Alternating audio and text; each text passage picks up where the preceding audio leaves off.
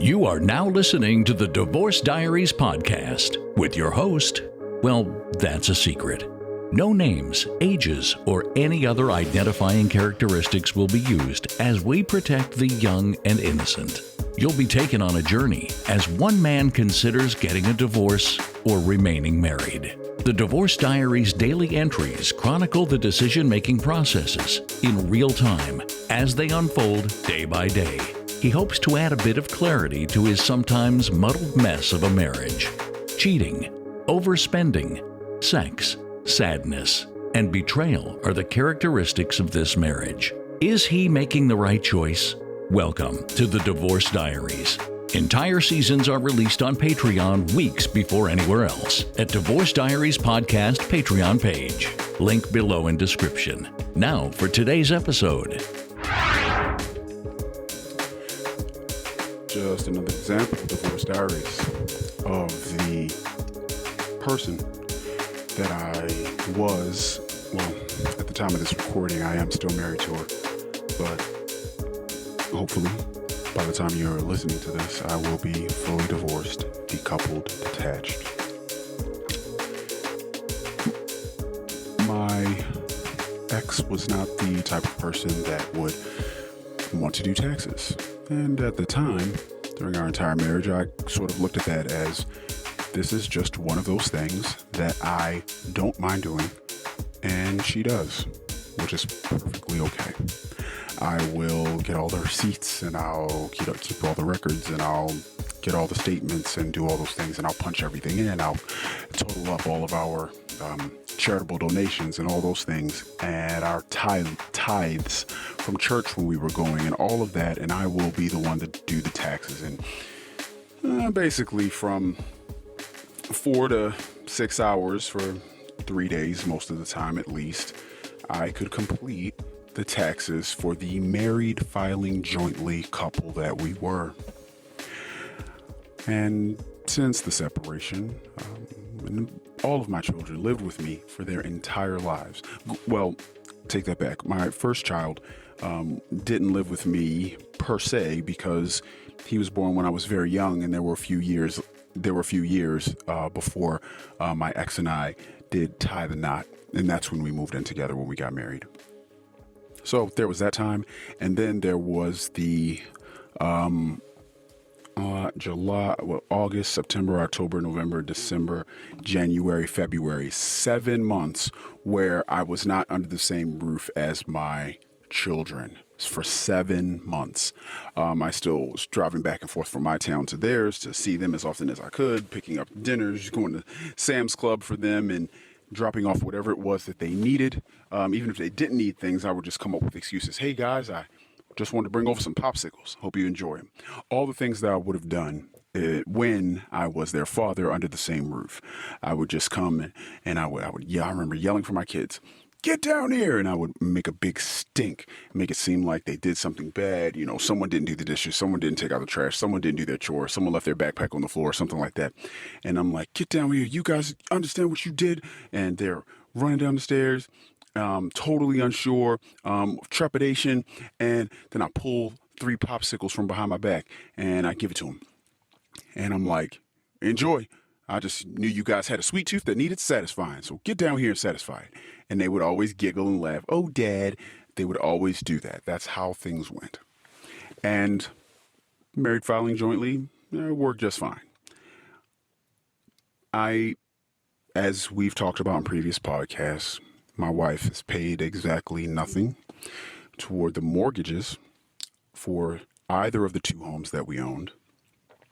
The home equity line of credit that was run up twice, I think it was about $18,000. I paid that down twice by myself. The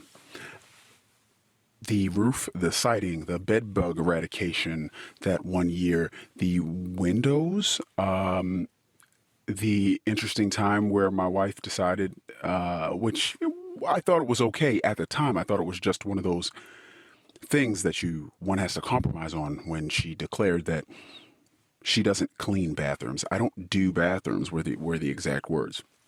Now, mind you, we had about, what was it? 1, 2, the master bathroom, the family second floor bathroom, the powder room on the middle floor, and then the basement bathroom that didn't really get used too often. So there were 4 bathrooms in total. 3 were really used, so 3 were being cleaned. I was going to clean the powder room and the basement bathroom, and my wife, I think, would tackle the master bathroom, or maybe I would say, hey, if you could just clean the basement bathroom, that one doesn't get used at all. And maybe if you want to do the powder room, because that one just barely gets used just by, hand washing from people that are coming in and out of the kitchen and going there. And, but I really think that if memory serves, she only had 1 bathroom. And my son had his that he shared with his sister. I had ours because, there are feminine products in there. So I had our master. He had his, but I was rushing him back and forth in the sports that he played. And I was also coaching him. So that was a heavy lift and that took up a lot of time. And she just kind of said, I don't do bathrooms. So after I just said, okay, well, told my son, you grab the basement one. It's less because he was, I don't know, he's a little guy. Well, not a little guy, but he's maybe 11, something like that. And I said, well, fine. You just grab the basement, son, and I'll just grab the other. Thanks. But we ended up needing to, we traveled a bit more with this sport, and it was taking up a little bit more time. And I said, well, do you think you could just kind of do this? She's like, no, you don't understand. I don't do bathrooms. And it was a very royal sort of response. I don't do bathrooms. I'm like, okay. So enter the cleaning service that I then decided to hire after some months of toilet paper running out, constantly trash overflowing and never taken out that week. And me, whenever I had to clean it myself, I'm basically lamenting and resenting at the fact that why I'm cleaning this or why my son has extra work to do and why my soon to be ex-wife did not do it. And it was just kind of, she didn't care how her decision to not clean the bathroom, she didn't care how it affected anyone. It wasn't hey, I do have a lot going on. There's other things that I would like to do with my time, and I really don't want to clean the bathrooms. Do you think the 2 of you could handle the other one? It wasn't that. And that was very odd. That was weird. It wasn't compassionate at all. It wasn't empathetic toward anyone. She just said, well, I'm not doing it. I don't know how it's going to get done, but I'm not doing it. And that was one of my first signs of my ex-wife's selfishness. But this past year, like I said, married, filing jointly. And from July to February, when my daughter came to live with me, my ex-wife and I, we talked. It was a small talk conversation, but I'm like, I'm thinking moving forward, maybe I claim 2 kids and then you claim 2 kids. And the living arrangement hadn't been, I thought it was just going to be joint and 50-50. I was going to have rooms for them at my place and she'd have rooms for them at her place. And I'm like, yeah, so it'll just be 50-50. I could claim 2, or we could just say forever, you always claim this child and I'll claim the other one and we'll just call it even. And she said to me, how is that fair? She immediately barked it. How is that fair? I'm like, whoa, well, because we're both going to be taking care of the kids. And it's funny, I'm pretty sure she's probably hurting on her taxes. She probably hurt on her taxes this year because I remember I did all of the taxes and I added my W-2 and we were going to get back a decent amount of money. And as soon as I added hers, and we owed a significant amount of money. And I'm like, okay, let's see what happens. I want to see whose salary is really doing it, whose exemptions are doing it, whose salary is doing it, what's doing it. I had the taxes with hers, not my W-2. Okay, we owed a good amount. I'm like, okay. So I swapped it out to see what percentage of it was mine. So I take her out and I put mine in and we don't owe. And I'm like, oh, somebody's taking a ridiculous amount of exemption so they can make sure that they don't owe in taxes. Oh, I see. So now she's probably pretty upset and not realizing what the W-4, number of exemptions you pick, how that actually matters. You can choose to pay your taxes during each paycheck, or you can choose to pay them in lump at the end of the year. I guess she opted to pay them at the end of the year. I didn't know that. I didn't know how she structured things, so I was paying a lot of her taxes in the past. Not this year. So I said during the tax discussion that was brief after the, how was that fair? I said, well, okay. Well, for this year, since they live with both of us for most of the year, and then they lived with you, I'll claim one, you claim the other, and in the future we can either keep it that way, or depending on how often they're with us or whatever, I don't know, but we can just figure that out. But I'm thinking that we're going to do something equitable. I didn't really understand my wife, or at least I didn't accept her for who she was. So I said, I'll claim one, you claim the other. She said, okay. I filed my taxes, and like I expected, I forgot to uncheck the bubble with my other daughter that I said I wasn't going to claim. I forgot to uncheck that, so I had 2 minor children checked. When I went to file, it said, oh, you can't. There's a dependent here that's already been claimed. And I'm like, oh, yeah, right. I go back, I uncheck the other kid, and then I process it with the child that I said I would take, and it said, hey, green light, go right ahead. I'm like, whew, great, sounds good. Oh, looks like she didn't procrastinate. She got her taxes done, which I'm glad that she did, because if she didn't, I would have claimed that kid in error. So this was great. This worked out. Taxes process, I get my refund, and then the IRS comes back and the IRS says, hey, you claimed a child that was claimed on something else. And I'm like, what? And I'm like, I used TurboTax. The method and mechanism had already been exercised, and it was in place to stop me from claiming a dependent that had already been claimed. So I then understood that, right, she won't keep her word. She won't care how her actions affect other people.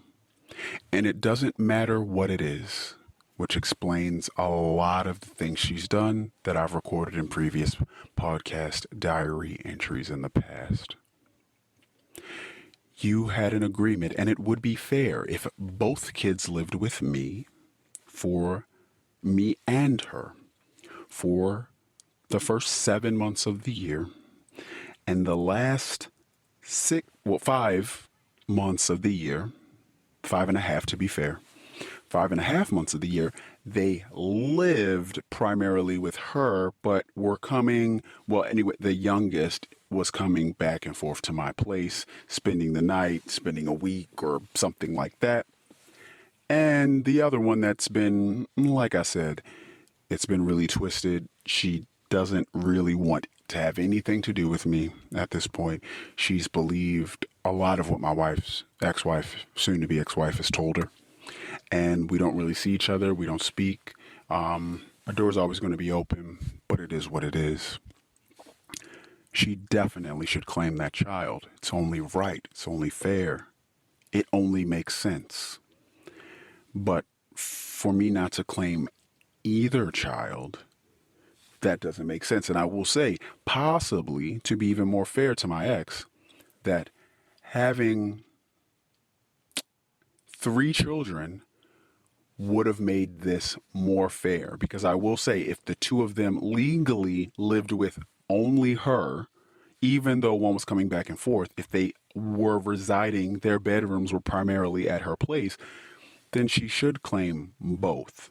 And if we had 3 children that were minors, she could claim 2, I claim 1, because they both lived under my roof too, and my roof, because she took herself off the deed and the mortgage because she didn't want any liability. So there we go. But now all of a sudden I have children, but I don't claim any of them. You should claim because you have children. I should claim. I could see there would be a big fight, I guess. Or maybe it will be cleaner if we if she only had one child? We only had one child.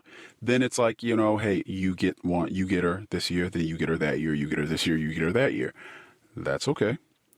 If we had three, okay, she gets two, I'll get one. And if that's where they're going to live, yeah, I'll still provide and I'll still do all the things that I've been doing. And to get a tax benefit, I get one, but you get the lion's share. That would be fair. But just the fact that she's the type of person that would say one thing and do another and not even say it, because she knows when you're claiming a dependent, you know that you're doing it. And when it gets to that section, you have to think really hard when you're doing your taxes, especially when you're doing them yourself. Like, oh yeah, you know, I'll do this and I'll do that, and yeah, this is my dependence, and I'll do. It's incredible the premeditated thought of despicableness this person has. I do not love her. I don't wish her well, but I don't wish her ill either. I don't wish anything for her. I hope that I never speak with her or see her again, because I now accept who she is and the type of person that she is. I do not want to know. I don't want to associate with. I don't want my children to be around. But I will be fair, that is their mom. But I've watched how she's been with them, as I've recorded in previous podcast entry episodes. She's rough. Just as a recap, if we've forgotten, when my ex was having her affair, my son was a teenager at that point, and he was very upset because the nature of the affair, she went out to the mall with the two of us one day, not one night, one day. And she went to Express and purchased a very small, sexy dress for herself. And I'm like, where are you going? And we obviously weren't in a good marriage at that point. And she was so excited and happy about this dress. And then sprung on the family that, by the way, about 40 minutes before she left, yeah, I'm going down, because she came downstairs wearing the dress and some heels and grabbing her coat around 8 o'clock at night. I'm like, hey, where are you going? What's going on here? And she's like, oh, I'm going out with the girls. Wait, why are you dressed like that? I'm going out with the girls. Leave me alone. Leave it alone. I'm going out with the girls. And my son's sitting there and he's looking at his mom and he's got this look on his face. Like I said, he's like maybe 13, 14 at this time. And he's looking like I'm looking at the time, or maybe he's 13, 14, something like that. And it's that look of like, I was looking and trying not to probably, but looking like, what are you doing?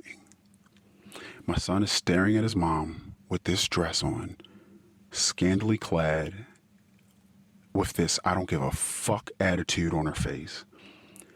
And I stood in front of her before she left and I said, I don't know what you're about to do, but please don't go. I said, please don't go. Simp of the year. That was me. And she did not come back until 6 the next morning. She was out. She was at a hotel with the guy that she was having an affair with. And she was very public in the house. I mean, hugged and kissed the kids before. Well, actually, she stormed out because my son didn't want to come next to her, and he didn't want to talk to her. And that was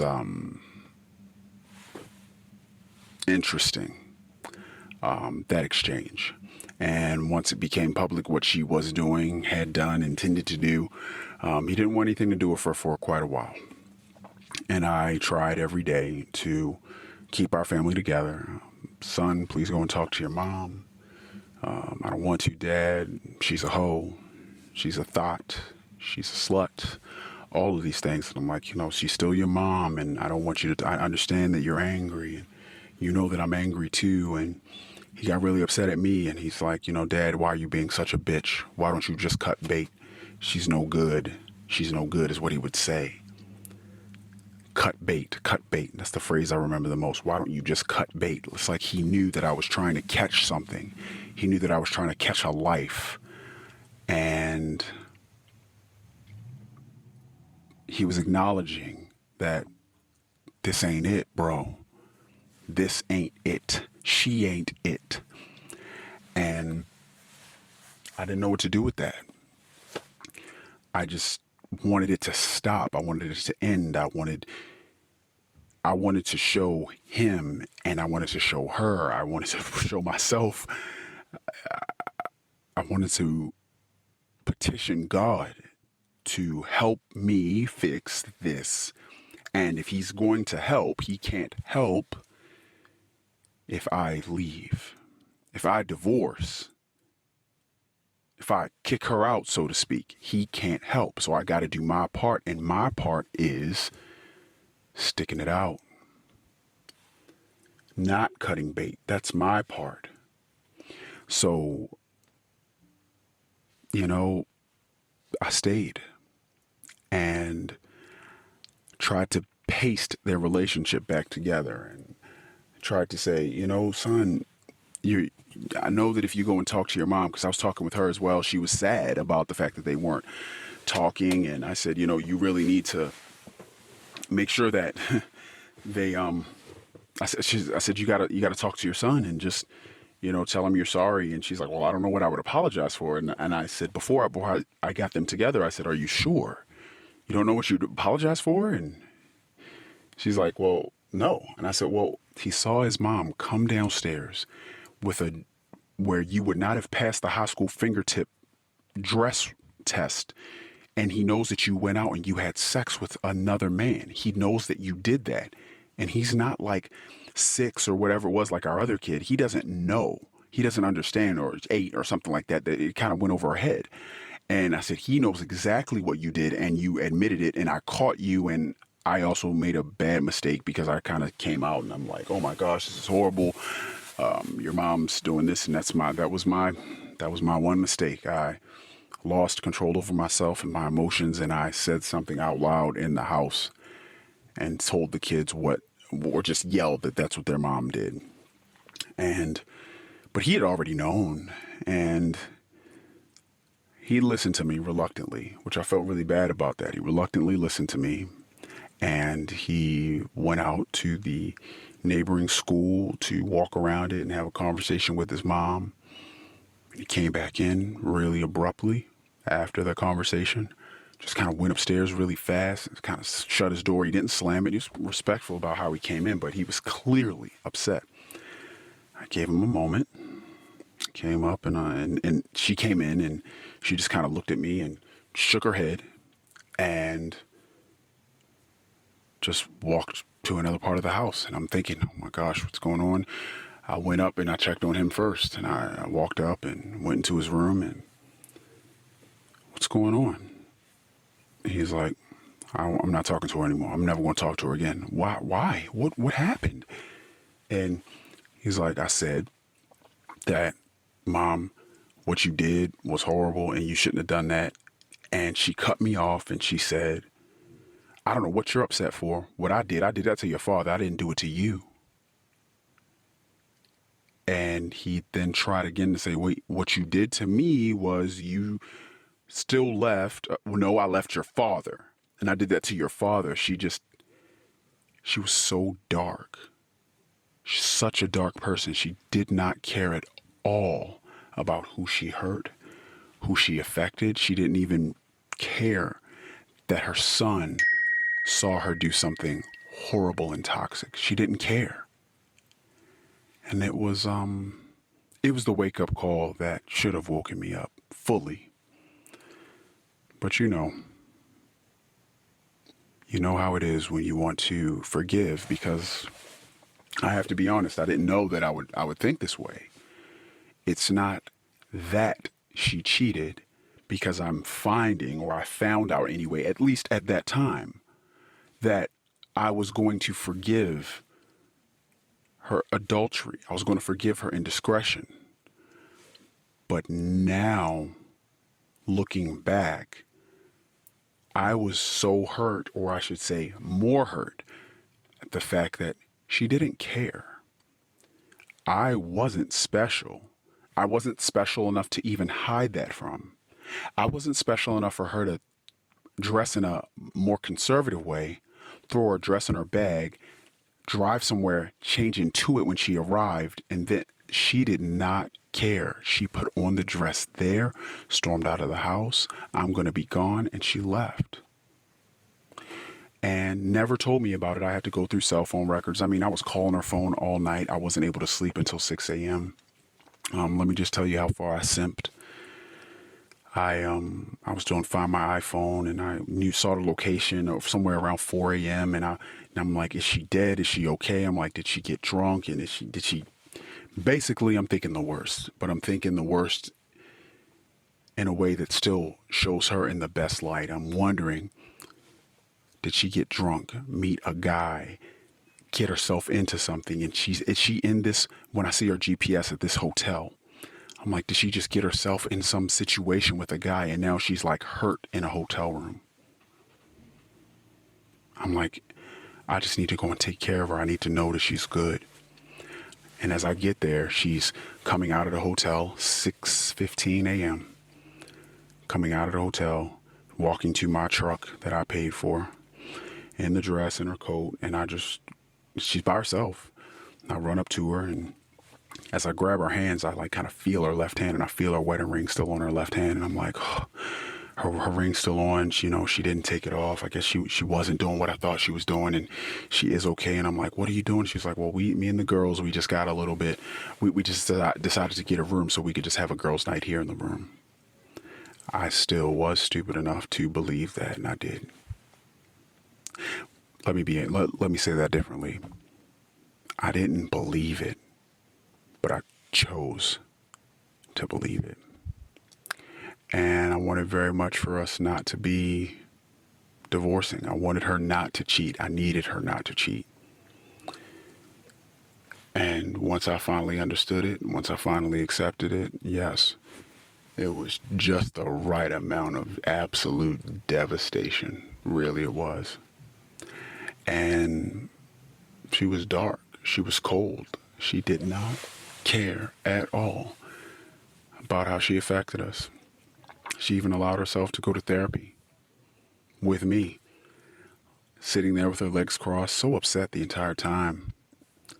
And it wasn't until maybe 6 sessions in that I start bringing up phone records. Who is this number that you're calling? It seems like you're texting this person, this number that's unfamiliar to me. You're texting this person 11,000 times last month, just this one number? How are you doing this? And then I finally Googled the number, and I did some person searches, and I did some personal detective crap. Bullshit is what I did. Wasted my time in my life.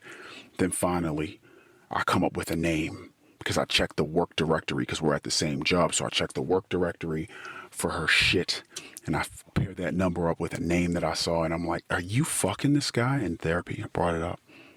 Yes, I am. It took that for her to admit it. She didn't care enough about me to hide it. She didn't care enough about it to apologize. She didn't care enough to tell her son she's sorry. She didn't care enough about her image to even try to protect it, her reputation. Nothing. My wife, my soon-to-be ex-wife, is factually not just with me, and I'm not, oh, I'm so hurt and she hurt me. No. I'm happy to have met a couple of other people. I understand that people are different, but I understand that there are a lot of similarities in some people. My ex is a bad person. That is a fact. Unfortunately, I also understand now at this point my ex is a bad mother. A lot of mothers protect their children, but I'll be honest, I've seen a lot of mothers that don't. There's a level of selfishness in our society. My wife isn't the only victim. She's not a super social media person, lots of selfies, no. But I did look back at a few of her pictures that she's taken of herself, And she is always kissing her lips, making that face, pucker, pucker. She is always doing that, tilting her head to the side, giving the eyes at the camera. And we're married with 3 kids. She's not really posting them that often, but a couple of them had found themselves on Facebook and Instagram, a couple. And I don't know what validation you're seeking, but I do know now, if there ever will be a next person, well, it may be hell or high water before you get a ring, because we don't need to involve the state in our affairs. If we want to be together, we'll just do that. If we want to love each other, we'll just do that. If we even want to have a ceremony somehow symbolizing for us and friends and loved ones that we are promising each other publicly that we're going to be together, we're going to do that. But when someone changes their mind, if someone changes, they should be free to leave without taking anything with them. That'll keep the relationship just as honest as it usually can be in the boyfriend-girlfriend stage, and how it fades in the husband-wife stage. I now accept and understand who my wife is. And that's okay. And one of Dr. Ramani, if no one knows, she's probably the most famous narcissist and sort of relationship expert, but it's really narcissism is one of her prime specialties, where she seems to make one video at least a day sometimes on narcissistic personality disorder and narcissistic traits. I am apathetic now, and I don't take my wife's narcissism personally. I don't take it personally. She is who she is, and I've watched her do it to everyone. The way she's hurt me, how deep she's cut me. I've seen her cut my children that way. I've seen her cut her sibling that way. I've seen her cut her parents that way. I've seen her cut friends that way. I'm like, wow, you are dark and heartless to everyone. And I understand that now. So I don't wish her all the best, but I don't wish her ill. It just would have been nice to never have met her. But that's okay. Just move on. Give the best life that I can possibly give to the child that still is so happy to have me in her life. And have the door open for my other children if they ever want to speak. I'll drop them a line occasionally, letting them know that I love them, that I'm thinking about them often, because I am. I was telling my youngest I didn't give all the piggyback rides and surprises with popsicles and making their favorite food and making pancakes in the shape of smiley faces and they're coming downstairs when they hear the Ninja blender going, because they're like, Dad, are you making smoothies for us? And I'm like, I sure am, girls. Come on down. And I'm yelling. I'm that guy. I don't know. I just really looked up to Uncle Jesse, Danny Tanner, and Joey. I looked up to those guys on Full House. I said, you know what? I'm going to do what they do for their girls for mine. Did it for my son, too. He was a little older, though, you know. But yeah, to all the dads out there that know you were good dads, keep doing it. Don't take it back. Don't change. Regardless of what she does, don't let that change the father that you are. And know that you don't have to explain anything to her and show her that you're a good guy to help her realize it. Let it go. It's okay. Take the L. Take the L. It's okay. It's all right. Maybe I'm talking more to myself than anyone else. Take the L.